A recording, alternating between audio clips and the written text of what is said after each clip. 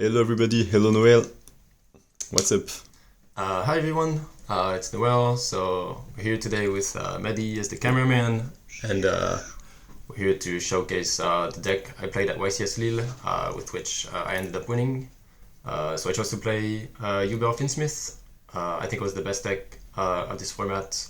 The only other contender for me was Tempai, but I think Tempai has a lot more variance post side compared to Yubel, and I just enjoyed playing Yubel better. So I went 10-1 in Swiss. My only loss was to Hamel on Ritual Beast.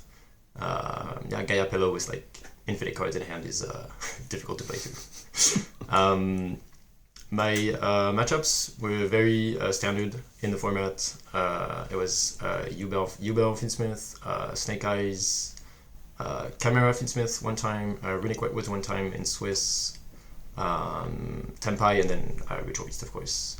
And then in Top Cut, it was Yubel Fiendsmith in top 32, Labyrinth in top 16, shout out to Loan.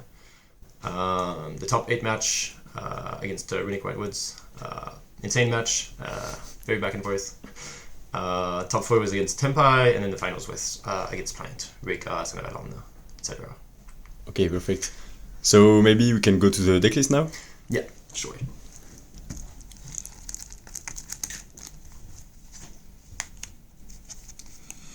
So for the Yubel engine, I played very standard 3 Lotus, 3 Throne, Terraforming, 1 for 1. So these are like the 8 starters. 1 for 1 is probably the worst one. Terraforming is also mediocre because a lot of people are playing Joel, but I still think it's necessary for the consistency. Then for the bricks or engine requirements, 2 Spirit, 1 Yubel, 1 Terra Incarnate, double Squirmer, and of course Nightmare Pain. So I think 2 Spirit is mandatory. It's necessary when you go first against the Shifter. It's very recursive. You can definitely sound out one going second. Squirmer I was only playing one of for most of my testing, and I saw a couple lines where you dump 1 Squirmer with Aerial Eater, you like special summon from hand, and then you can switch the second Squirmer with Nightmare Pain and keep extending. And I really liked having that line of play available, so that's why I chose to play a second Squirmer. And Nightmare Pain is just one of, you don't really need a 2. I guess I would have liked the second one in top 8 against the Chaos Angel, but I think otherwise you don't need this to win in the great game. The Beckoning engine, so spread this away.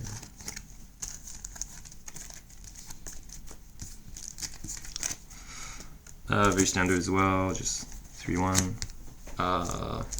These are just necessary for consistency. They give you a lot of plays as well. Would definitely play them again.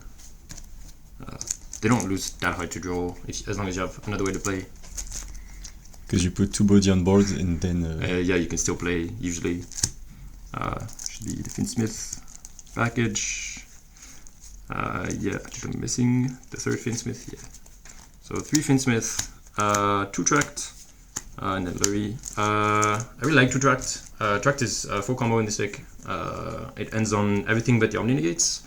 And I think it's okay to open like Engraver plus Tract, because you make Necrocrypt and then you can Engraver again, and you get at least a draw, so you can cycle a card. And in the grand game as well, if you top deck Engraver, which I did a lot this tournament, it's still live if you play the second Tract. And yeah, these cards are just broken, I don't know. Then the 2 Unchained cards. So I started by playing Escape. The first deck list I looked at were playing Escape post ban list, and eventually I tried out the Chamberlains, and I thought they were way stronger through Disruption, and the end board is much more impressive because it puts both Omnis and Caesar, and it still has the Rage, and it still plays around cards like Dark Ruler as long as it's not accompanied. And so I think this was still the superior choice. Some of the combos where people would go Fairy Dress Escape, instead you go Desiree and this, I think it's much stronger, even if The very just pop sometimes comes up. And then for the non-engine, it's I chose to play 17 hand traps. I thought about playing a board breaker approach, but for me there was not enough good board breakers to main deck. But one thing that I saw and that I didn't get a chance to try and might have been a good choice as well, I think it was Gabriel Susi that was playing it, was playing a board breaker approach in Yubel with Kashtira.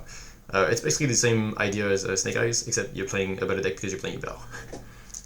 So I didn't get to test that, but I think that was also a really smart choice for the event. I think so. So for the hand trap lineup, Ash Blossom, Imperm, Nibiru, Veiler, 2 Bestials, and then 3 Droll. Droll is by far the best card. Popped off on stream, but I think in general it's the best hand trap against Yubel as long as you have it with something else. Like half of the hands can pass turn on the draw. Nibiru was okay. I didn't really summon it that much. These two was insane. I drew them like all the time against Tempai.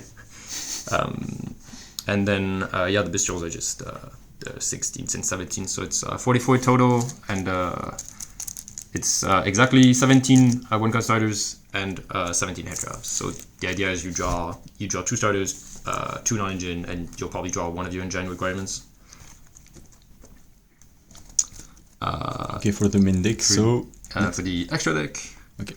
So the Fiendsmith package, the 3 links, the Nekokwe, Aeriator, and finally Desiree. These cards make deck so much better. It turns Fiendsmith into a starter. It lets you extend through a lot of things because 2 bodies can go through everything. Necroquip obviously lets you make it a 1-card combo, even if you open tracked, or if you just have 2 bodies. This card is just Beatrice for Fiends, but it's even better because you can reborn it as well, so it comes up to make a Caesar. And then this card is broken. I don't know.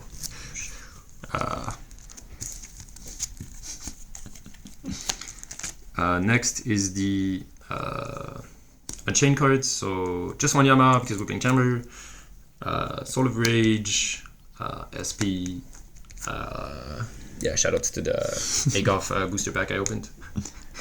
Yeah, these cards are just really good. This lets you extend with Sharbara, and this card is IP but steroids. -3.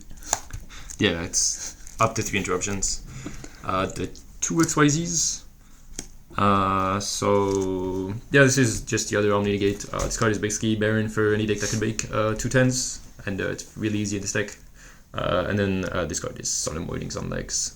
It's 2 disruptions, and it's usually backed up by 1 to 2 Omni Negates, so it's very difficult for the opponent to play. And then Muckraker. I saw a couple lists not playing this card and saying and doing combos with Engraver, and I think it's just incorrect. This card opens up so many lines, and yeah, it's also a win condition in time, thanks to a little side card that we will showcase. The effect of destruction also. And yeah, the effect of protect actually came up. I came up like against a runic player. He went flashing fire on my rage, and I just protected instead. This card is broken. And then I chose to play 3 Phantom. So I guess the 3rd Phantom is the flex spot in the extra deck. It could have been All Mirage, it could have been a Nightmare Phoenix, and it could have been a Jane Soul of Anguish. I played most of my testing with Nightmare Phoenix, but I thought there's a lot of loops where you can make the 4 board if you use the 2nd Phantom, and you still have a 3rd one for the grand game. But in practice, the 3rd Phantom almost only came up going 2nd, and I usually side it to bring in other extra deck cards. So I don't know, maybe it should have just been one of my side deck cards directly. But yeah, this card is a Link 0, so. Side deck. So we have 3 extra deck monsters. So this card is just good in general. You can side it against Runic and Tempai. Very generic to Fiend. So and also against Snake Eye players who go IP into Princess to try to lock you. But I feel like most people wouldn't doing that because they only play one princess, and if they combo, it's usually enough. And then these two is to help endgames going second, break boards. Usually I side out Varudras going second, and a Phantom. And so I only bring in 2 of these. Against the back row matchups, I'll just side a Phoenix and Axis Code for going second. I played 1 Bouldrake, was the 15th card in the extra deck.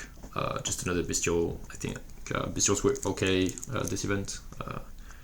Usually the problem with Bestials is that they come up a bit late in people's loops, and so they usually end on something, but at least it's a body, so they have to clear it, otherwise it's like half of a combo already. I played Eccentric.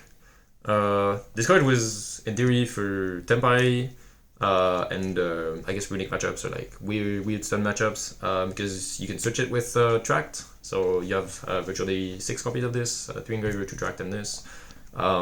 And against Tempai specifically, a lot of people are citing Power Filter, so this deals with the Power Filter, but also if you still have your normal summon, you can normal summon this and out the Drago. You can also, if you crack their field, you can use this to pop the field spell, and they don't have follow-up. This card is a tuner, yes. 3 Metaltronus.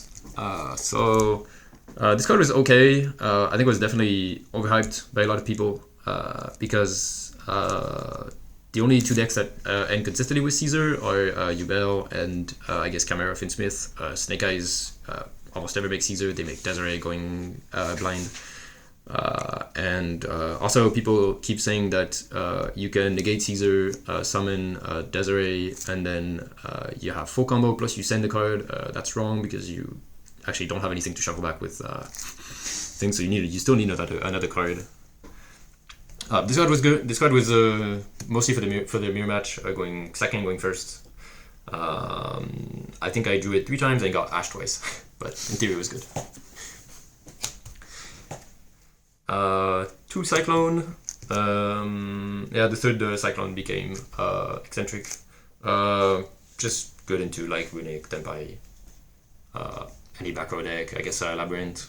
I played against one, but he was playing the furniture build, so he wasn't setting that many back rows. Cold by. This card is broken. Going first. I usually side this going second against Yubel as well, because you can cold by. You either cold by a Phantom, but you can also usually cold by a Rage, because they go. They either have it in the graveyard for Chamber, or they go Escape, Pop, and then they try to reborn it. And so yeah, I thought that would deal with it. I drew it once, and it didn't matter. But otherwise, it's mostly for going first. And then 3 Talents. This card was also exclusively for going first, pretty much. I think I only had it in against Snake Eye because I didn't side Metaltronus. This card's crazy. If you get hand trapped once, you still have like a way to make Phantom, and then you look at their hand and it's like impossible for them to play. I very rarely got trolled, but I think every time I got trolled I had this card. So I just looked at their hand and full comboed anyways. Yeah, that's the deck. Okay, do you have any shoutouts also, or yeah, things a you couple want to shoutouts. say? So shout out to Yassine, who's should be uploading this sometime this week. Shout out to all my testing partners, Mehdi behind the camera, Victor, Vanquishal is the best deck, trust. Popotash taught me the Runic Wirewoods matchup, and Draco taught me the Ritual Beast matchup. And then just shout outs to anyone who gave me a word of encouragement before the finals. Really felt like I had most of the French community behind me after top 8. That's true. In the public, that was crazy. And congratulations also for you. Yeah, thank you very much. And see you next time, maybe for the next YCS. Yeah, and hopefully Bologna. And again, congratulations, Noel. See you. Thank you.